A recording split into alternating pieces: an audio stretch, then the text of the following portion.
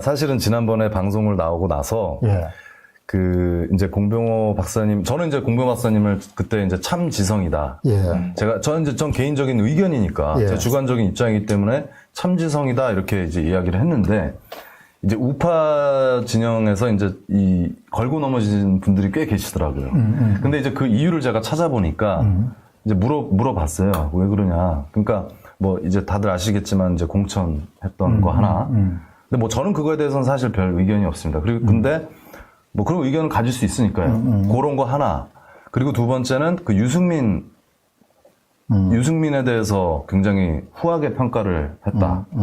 이런 거에 대한 부분이 사실은 있었거든요. 그래서 제가 사실은 그 부분에 대해서 어떻게 보면은 그 독자분들한테 조금 얘기를 좀 해주는 게, 왜냐면 저는 그렇게 생각을 합니다. 그 당시에는 유승민을 사실 좋게 보는 사람들이 많았어요. 그리고 우파 기자들도 사실은 유승민을 좋게 생각한 사람들이 많았어요. 왜 그러냐면 그 당시에는 저는 개인적으로 그 박근혜 대통령을 굉장히 전 개인적으로 좋아하지만 그 당시에는 이 어떻게 보면 불통의 아이콘, 그게 이제 지배적이었단 말이죠. 그러니까 일반 중도층이나 여론이 그렇게 된 거예요. 그러니까 언론에서도 그렇게 하고. 네. 근데 뭐 속사정은 모르지만 저는 이제 그게 조금 아쉽다. 대응이 좀 아쉽다 이렇게 느끼거든요. 그러니까 지금 이제 제가 봤을 때 이게 지금 저희 그 구독자분들께서도 굉장히 궁금해하시고 그런 부분들을 계속 언급을 해주시기 때문에 우선은 뭐, 예. 이거 전혀 예상하지 못한 유승민 박사가 이제 미국에서 그 유니버시티 위스콘신에서 학위를 했어요. 네네. 학위를 했고, 저하고 나이가 2살이 그분이 위입니다. 네네. 위고, 그분은 이제 서울대 경제학과를 나와가지고 한국개발연구원, 네네. KDI의 연구원도 있었고, 네. 나는 이제 민간연구소에서 경력을 출발했고, 고대를 예, 나와가지고, 미국에 학위를 마치고, 유승민 박사하고 인연은 그분이 KDI에 있을 때 재벌 연구를 했어요. 아, 예, 예. 그러니까 내가 이제 그런 계통의 연구를 하고 있었기 때문에, 네. 학문적으로 약간 교류가 있었죠. 네. 교류가 있었고, 그 다음에 이제 내가 한번 직장 생활에서 어려움에 그러니까 사람들이 일을 많이 하다 보면 항상 그걸 많이 하잖아요. 시시험을. 예. 난 평생 그렇게 시달렸으니까. 예. 가만히 있으면 괜찮은데, 네. 일을 치고 나가면, 이제 그때 어려웠을 때, 그 유승민 박사가 한번 도움을 준 적이 있죠. 그러니까 이제, 야, 이걸 위기를 어떻게 극복해야 되냐. 그 집에 한번 찾아가가지고, 네. 조언을 구했는데, 그때 자기 문제처럼 고민을 해준 적이 있죠. 아, 그러니까 인간적인 그때 어떻게 보면 좀 매력을. 매력이라기보다는 뭐 남자니까 나는 굉장히 뭐 이렇게 사람을 보고 뭐 지나치게 엎어지거나 이런 성향이 전혀 아니에요. 굉장히 사람을 이렇게 할 때 그냥 아주 이 독자 노선을 걷기 네. 때문에. 네.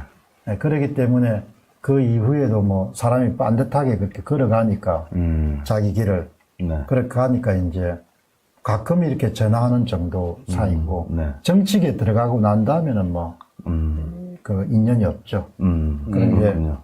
그러니까 언젠가 한번 그 블로그에 그 양반이 굉장히 어려울 때 네. 옛날 그때 네. 내가 어려웠을 때 그 사람이 그 조언을 해주고 했던 그런 거를 한번 회상하는 글을 간단하게 쓴 적은 있죠. 예. 근데 우리나라는 뭐 그런 거를 가지고 계속 편을 이렇게 가르고 하는 것이 익숙하기 때문에 그러니까 뭐 당연하잖아요. 한국에 같은 분야를 연구하는 사람이 있고 동학이고 연배가 비슷하고 하면은 뭐 교류가 있을 수 있는 거니까 네. 그렇게 이해를 하시면 될 것 같고. 근데 이게 또 주관적인 평가라는 거는 또 바뀔 수 있는 거 아닙니까? 이게 또 상황에 따라서, 그러니까 상황이라는 것이 이제 정치적인 문제에 대해서 그 양반을 뭐 지금 내가 평가하는 거는 그거는 뭐 지금 그 당시 이게 박근혜 탄핵 당시하고 연결돼 가지고 여러 가지 복잡한 문제가 있잖아요. 네. 근데 내가 그거에 대해서 답을 할 수도 있고 안 할 수도 있는데 그거는 그냥 접는 게 좋을 것 같아. 네. 내가 답을 안 하는 게 그거는 그 양반이 선택하고 책임을 지는 거니까. 네, 네. 그러니까 그 이상 이하도 없고, 네. 그러니까 너무 이렇게 뭐 연관을 하거나, 그리고 내가 또 뭐 그렇게 정치적으로 뭐 이게 야심이 있거나 그런 사람이 아니기 때문에 네. 유승인 박사하고 무슨 뭐 관계가 있거나 그런 건 아니고, 뭐 또 어떤 사람 김무성이하고 또 김무성 씨하고 또 뭔가 있다고 이렇게 하는데, 나는 뭐 전혀 그런 게 관계 없는 사람이고, 그 다음에 이제 이거는 참 중요한 문제인데, 공천 예, 예. 파문. 네. 공천 파문은 여기에 이 스튜디오에 그 누구죠? 미래한국당 당대표 하셨던 한성교 씨가 네네. 네네. 뭐 두 번인가 세 번인가 찾아왔어요. 예. 찾아왔는데 그때 야당이 어려웠잖아요. 네.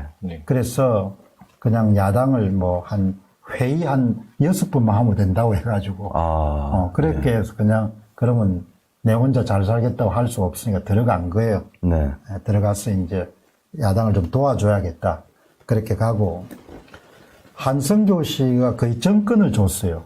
그렇게 내가 들어갈 때 정권을 줄 수 있느냐. 네. 그렇게 해서, 그게 뭐죠? 공천위원이 6명인가 7명인가인데, 내가 3명의 내가 선택하고, 네. 그 다음에 한성교 위원이 2명 선택해가지고, 네. 그렇게 팀을 만들었어요.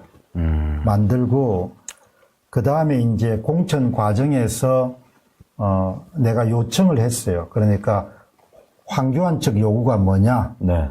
그 다음에 한성교 측 요구가 뭐냐, 그걸 다 받았어요. 네네네. 네, 다 받았는데, 거기는 주로 그게 뭔고, 지금 이번 국회의원이 되신 분들도 대부분 네. 해달라는 사람이 아니고, 자유한국당의 영입 인사들이 이런 분이 있습니다 정도 수준이었지. 그러니까 뭔가 얘기가 해달라고 한 게 되고 없어요. 그런 게 전혀 없는 없었고. 상태였군요. 그 다음에 황교안 대표가 그렇게 내한테 요구를 할 생각이면은, 뭐 전화를 하든지 해서 차를 한 잔 하든지, 아니면 뭐 전화를 해가지고 공박사 이런 사람은 꼭 필요한데 한번 깊게 고려해달라고. 그러면 당연히 뽑아주지. 네. 한 번도 연락도 없었고 차를 한 잔 먹어본 적도 없는 거 아니에요. 네. 그렇죠. 그리고 유일한 채널은 한성교 씨가 그게 채널 담당한 거 아니에요. 그 미래통합당을. 네. 그러니까 나는 그냥 좋은 사람만 뽑는 걸로 하고, 그 다음에 그 외부 그 채널, 소통 채널은 다 한성교 씨가 맡은 거 아니에요. 네. 그렇게 해서 고려대학교 교수를 후배를 데려다가 그 전산표를 만들어 가지고 컷아웃 시켰잖아요. 그냥 40명 리스트를 뽑는데 80명을 잘라 가지고 그러니까 그 80명 안에 일단 들어야 되는데 80명은 점수로 다 한 거예요. 그게 아마 전국구 그러니까 비례대표를 선정하는데 그렇게 한 건 처음일 거예요. 문제가 발생할 것 같아 가지고 다 배점표를 만들어 가지고 공천위원장이 정권을 가지 않고 모든 사람이 동일하게 점수를 매긴 거예요. 점수 그렇게 된 거군요. 그래가지고 점수를 쫙 해가지고 인정사정 볼 거 없이 80등을 잘라버린 거야. 그러니까 그 한성교 씨가 마지막에 했던 것처럼 이렇게 공정하게 뽑은 적은 없었다고 이야기를 그렇죠. 한 거 아니에요. 그렇게 말씀하셨어요. 지금까지는 다 있죠. 개파가 네 바둑 잘하니까 하나 주고 뭐 이렇게 한 거 아니에요. 그러니까 뭐 어떻게 보면 알아서 이렇게 좀 해줘야 되는데 너무 공정하게 또 아니 그렇게 하기로 그렇게 결정하기로 했고, 그다음 한성교 씨도 그걸 보장을 했고, 그다음 한성교 씨도 개입을 안 했고 그렇게 해서 한 거 아니에요. 그래가지고 이제 그 다음에 공천 과정에서 뭐 윤미향이 아니고 1등 하신 분이 누군가 윤봉기 씨 그런 분들도 3등에 넣었는데 논쟁이 벌어져가지고 뒤로 밀린 거 아니에요. 네. 대단히 민주적으로 결정한 거죠. 그렇게 가서 공천 결과가 나는 그러니까 딱 컨셉을 처음부터 2개를 잡았거든요. 젊고 그 다음에 싸울 수 있는 인재가 돼야 된다. 그러니까 한 가지 큰 과제는 지금은 전시 상태다. 네. 내가 가지고 있는 시국 인식이라는 것이 전시 상태다. 그래서 젊고 싸울 수 있고 그 다음에 거기다가 전문성 있는 그런 인재를 그렇게 세 가지 조건, 그러니까 그런 메시지를 여러 번 언론에 그거 했으면은, 네. 그러면 그쪽에서 굳이 그게 꼭 필요한 사람이 있으면 연락을 해줘야죠. 내한테. 네. 이 사람을 받아달라고. 네네. 그런 게 전혀 없었잖아요. 그래가 발표했을 때 첫날은 반응이 좋았잖아. 야, 이 진짜 파격적이다. 예. 그런데 그쪽에 요구가 안 받아줬다 해가지고 그 날부터 작전한 거 아니에요. 그러니까요. 여론을 뒤집는 작전을 했잖아요. 그 이후에 그 약간의 지저분한 이야기를 공개를 하게 되면은 그러면 이제 많은 문제가 발생하니 거기에서 입을 내가 다문 거 아니에요. 네. 그래서 결국은 거기에 박형준 씨라든지 황교안 씨 측근들이 부채질을 해가지고 그렇게 해서 이제 결국은 엎은 거 아니에요. 네. 한성규 씨를 잘라내고. 그러니까 그 이상 이하도 아니고 그러면 왜 잘랐느냐 뭐 간단하지 않습니까? 황교안 씨가 기본적으로 네, 박사님. 그런 욕심이 있었던 거 아니에요. 네. 4월 15일 지금 방송중이라서요. 이후에도 좀 이따 하겠습니다. 4월 15일 이후에도 이제 당권에 대한 욕심도 있었고, 그렇죠. 그렇게 그다음 이제 대권에 들어간 대한 거죠. 욕심도 있었고, 근데 네. 나머지 사람들은 이제 그분이 떨어지게 되면은 종로구에 떨어지게 되면 끝난다고 생각했는데 그분은 생각이 달랐던 거죠. 네. 근데 이제 측근들은 자기들이 이익하고 관련되니까, 네. 그러니까 이제 공세를 취한 거 아니에요. 네. 공세를 취해가지고 내가 이제 피해를 많이 입고 나오게 된 거죠. 그러니까 뭐 그런 문제를 가지고 이러니 저러니 이렇게 이야기를 하겠지만 그 당시에 마지막까지 내가 양보할 생각을 갖고 있었잖아요. 그래서 처음도 양보했고 몇 명, 뭐 4명인가 3명인가 양보했고 그 다음에 추가적으로 왜 그러면 포장을 잘 해가지고 아무 문제가 없이 극적인 반전을 통해 가지고 봉합했다. 이렇게 연출을 하고 나올 생각을 갖고 있었으니까. 네. 그러나 결국 그쪽에서는 사람을 잘라버린 거 아니야. 한성규 씨도 날리고. 그렇게 된 거죠. 뭐. 근데 당시, 그러니까 지금 현재 야당의 행태를 보면 어떻게 보면 성견지명이 좀 있으셨던 게 아닌가. 당연히 그걸 싸울 수 있는 사람이 지금은 전신대. 전신대 싸울 수 있는 사람이. 싸울 수 있는 사람을 해야 되는데 자기 이미지 컨설턴트도 국회의원 만들어주고 한 거 아니에요. 네. 지금 그 안에 싸울 수 있는 사람이 얼마나 그러니까요. 큽니까? 그러니까 부정선거를 통해서 마치 리트머스 거름종이처럼 그냥 다 확연하게 구분이 되는 것 나는 같습니다. 간단합니다. 그 당시에 이게 나라가 굉장히 어려워지고 있구나. 네. 그래서 지역구는 어떻게 할 수 없지만 비례대표라도 전사조직을 만들어 놔야겠다. 전사조직. 그러니까 말발로 싸울 수 있고 이렇게 논리로 싸울 수 있고 그래서 그 학부모 연대 김 대표 있지 않습니까? 예. 예. 그런 분들도 모시고 그다음에 이옥남 씨 시민 그런 분들이 다 유튜브 보고 고른 분이거든요. 네. 야, 이 정도 논리면은 투입해가지고 한 몇 명이 있으면은 전선이 또 뭐 그 누구죠?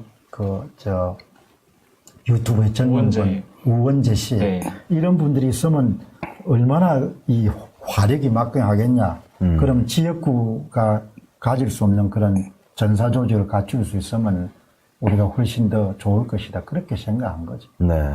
아유, 너무 이렇게 좀 속 시원한 설명 감사드립니다. 정말 그러니까 시국 판단을 그렇게 한 거죠. 이거는 정말 전쟁 상태에서 제대로 싸울 수 있는 사람들을 포진을 시켜야 되고 옛날처럼 그냥 갈라먹기로 누구 들어와가지고 그냥 4년간 국회의원 배지 달았다 이렇게 해서 안 된다고 본 거죠. 네. 그런데 그게 이제 황 대표 생각하고 달랐기 때문에 뭐 섭섭한 건 아니고 황 대표가 조금만 그런 사교성이나 이런 게 있었으면은 네. 티타임을 한번 갖자고 하든지 해가지고 이런 사람들이 꼭 필요하니까 그러면 내가 뭐 세상 물정을 모르는 사람이 아니고 그냥 언론 그런 사람들은 다 챙겼겠죠.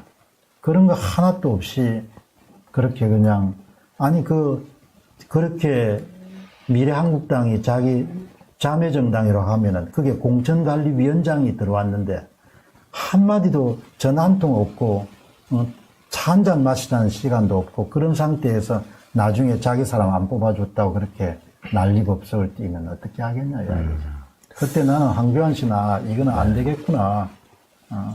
사람을 이렇게 자기 사람을 만들어야 되지. 그렇게 하면 안 되는 거죠. 좀 그러니까. 정치력이 좀 다소 부족했던 면이 또 그런 평가는 좀 있어 왔습니다, 사실.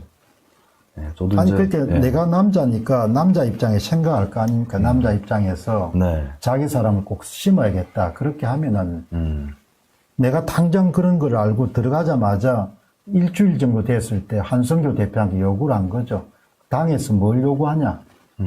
그리고 당신이 뽑은 사람은 누구냐? 다 가져오자. 근데 그게 명단에 보니까 뭐, 이렇게 영입인사인데, 그거는 싸울 수 있는 인재는 아닌 거예요. 명망가들이 좀 있고, 그렇죠. 그다음 변호사 네. 출신들이 많고 하지만, 이렇게가 안 된다, 야. 그거는 뭐 지금 이미 드러난 거죠. 예. 싸울 수 없는. 그러니까, 뭐 내가 잘 여기 보시면 또 다른 의견을 가지신 분도 계시겠지만, 네. 어떻든 뭐, 그냥 지나간 거니까, 그리고 내가 사심 없이 한 거고, 그런데 뭐 또 시대하고 안 맞아가지고 그렇게 된 거니까, 나는 사실 살면서 뒤를 잘 안 돌아봐요. 끝나고 나면. 그러니까 직장 생활을 하다가 딱 나오면은 그날부로 끝이에요. 거기서 무슨 뭐 인연이 있어가지고 향후회를 나가거나 무슨 그거 뭐라고 합니까? 직장 모임, 오비 모임. 뭐, 예, 올드보이. 이런 거 잘 안 하거든. 네. 그냥 지나간 거니까. 그러니까 제가 이제 어촌 출신이니까 배가 쫙 가잖아요. 네. 배가 가면은 배 뒤에 탁 이게 서면은 물이 쫙 흘러가잖아. 그죠? 오늘 괜한 걸 가지고 또 이야기를 한다. 저 마지막에 백서 스님께서 정말 답답하게 어려우실 수도 있는 질문을 정말 성신성 있게 진실성이 묻어나게 말씀을 해주셔서 정말 이 금요일 밤에 이 시간이 단순히 부정선거를 알리는 걸 넘어서 저희들의 진정성을 더 느낄 수 있게 그러니까 해드리지 오늘 이 않았나. 네. 방송을 보시는 분들이 뭐 오해가 많이 풀렸다는 얘기가 나오네요. 내가 정치할 의사가 전혀 있는 사람도 아니고 평생을 보시기 바랍니다. 내가 정치할 의사는 그 사람은 살아보니까 지가 뭘 잘하는지 알아야 돼. 맞습니다. 그러니까 자기가 잘하는 거는 잘하는 걸 해야 되는데 나는 정치할 의향이 그 정치할 의향이 없다는 이야기는 사심이 안 들어간다는 거 아니에요. 그죠? 네. 그렇죠. 네, 네. 예. 사심 없이 방송하는 거고 그때도 사심 없이 하려고 했는데 어떻게 꼭 사람이 또 뭐 자기 뜻한 바대로 여러 사람이 얽히다 보면은 근데 정치는 진짜 복잡하다 보면 모든 사람이 다 자기 자리를 그렇죠. 차지하려고 예, 하니까 예. 어쨌든 좋은 경험했습니다. 그래서 더욱더 저 유튜브 콘텐츠가 풍성하게 되고 인간에 대한 이해를 좀 더 잘할 수 있게 되고 어쨌든 오늘 이건 클립으로 따로 해도 정말 예. 너무 고맙습니다 오늘. 네. 감사합니다. 감사합니다. 감사합니다. 네.